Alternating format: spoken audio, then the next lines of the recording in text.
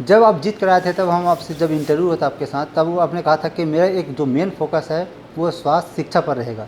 आप शिक्षा को बहुत महत्व दे रहे थे, लेकिन जब अब आपका 2 वर्ष पूरा हो चुका है तो युक्तियुक्तकरण के नाम पर बहुत सारे स्कूलों को बंद कर दिया गया है, ऐसा आरोप लग रहा है। हालांकि बीजेपी इसे एक नया कदम बता रही है नवाचार के रूप में। कितना कुछ बदलाव हो पाया है इन 2 वर्षों में स्कूल क्षेत्र में?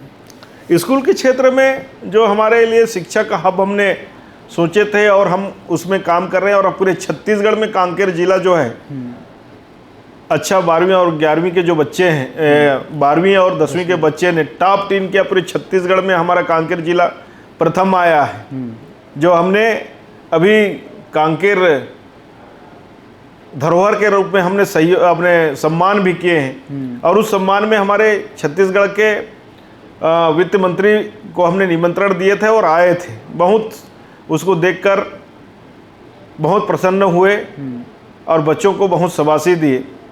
और यहाँ के शासन प्रशासन लगातार, शिक्षा विभाग हो, कलेक्टर साहब हो, सीओ जिला पंचायत हो, और शिक्षा विभाग के सभी कर्मचारी एकदम तन्मयता से लगे रहते हैं।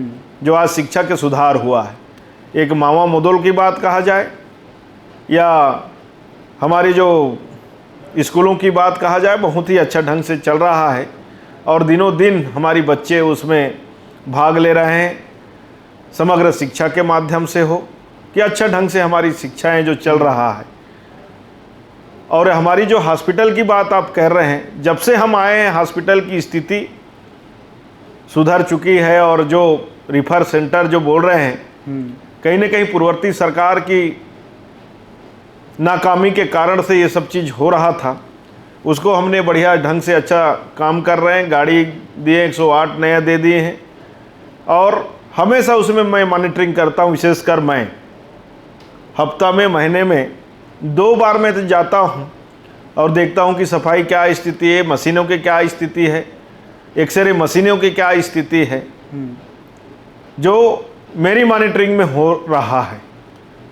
जैसे लाइट की समस्या था, बड़े बड़े मशीन जो है सरकार ने मुहैया किया था, दिया था हॉस्पिटलों में, जो पड़ा था, जंग लग रहा था, धूल लग रहे थे, उसको हमने प्रशासन से गुहार किए, मांग किए, और 1.5 करोड़ का वहाँ ट्रांसफार्मर और सब स्टेशन लगाए, जो आज आधुनिक रूप से सभी मशीनें संचालित हो रहे हैं। जी, ये सही है सर। जो शहरी क्षेत्र है वहाँ तो बड़े से काम हो पा रहा है, लेकिन जो दूरांचल क्षेत्र है जहाँ आदिवासी लोग रहते हैं, वहाँ की स्थिति अभी भी उतनी अच्छी नहीं जितनी अगर तुलना की जाए शहरों से।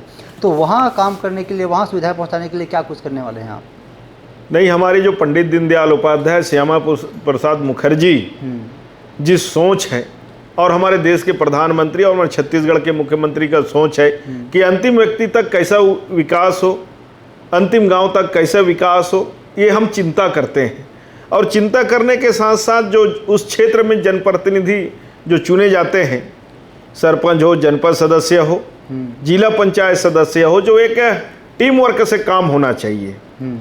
ये कहीं ना कहीं हमारी काम ना होने के कारण से, एक दूसरे के तालमेल नहीं होने के कारण से, जो हम आदिवासी हो या पिछड़ी जनजाति हो या कमार जाति हो, इनको कहने में कोई अतिशयोक्ति नहीं होगा।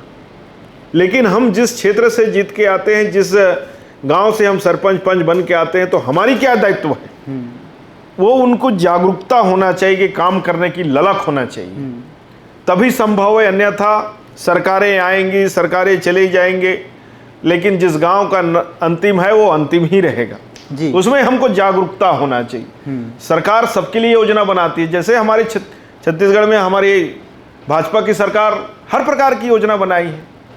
प्रधानमंत्री आवास जनता हर जनता के लिए बनाई है, प्रधानमंत्री सड़क योजना जो अंतिम गांव तक पहुंचे, प्रधानमंत्री विद्युतीकरण जो एक मकान भी है उसके लिए भी हमारी सरकार ने योजना बनाई है।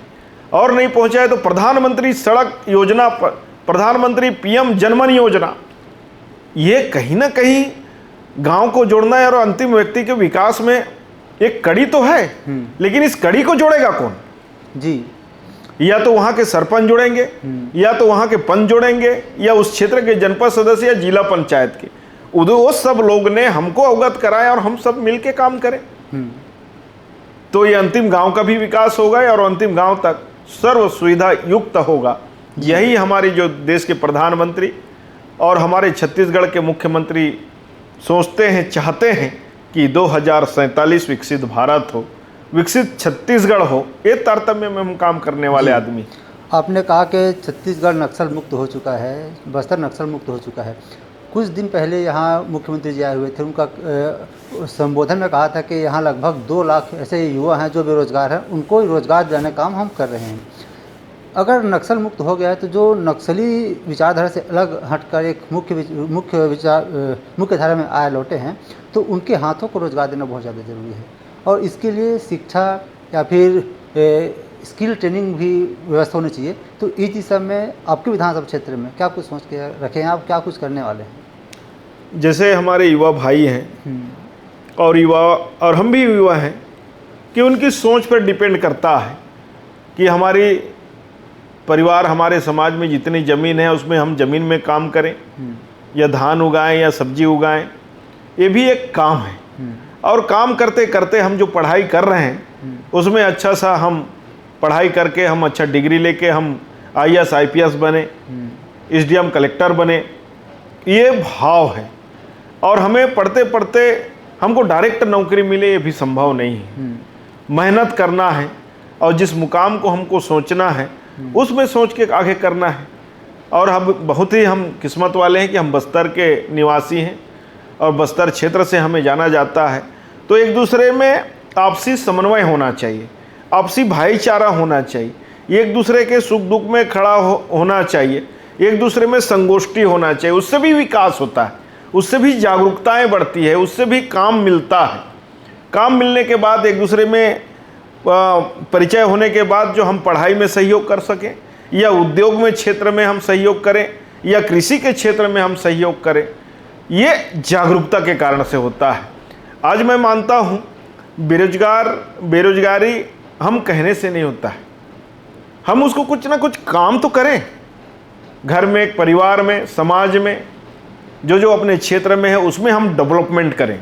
डेवलपमेंट करते करते हम प्रशासन की ओर भी जाएं, शासन के जो योजना भी है उसमें भी हम लोग सम्मिलित हों। हमको कहीं ना कहीं काम से जुड़ा रहना है और काम से नहीं जुड़े हैं तो एक दूसरे में विचार, एक दूसरे में संपर्क, सशक्त संपर्क हो और सरकार की योजना में हमें जागरूकता बने। जी।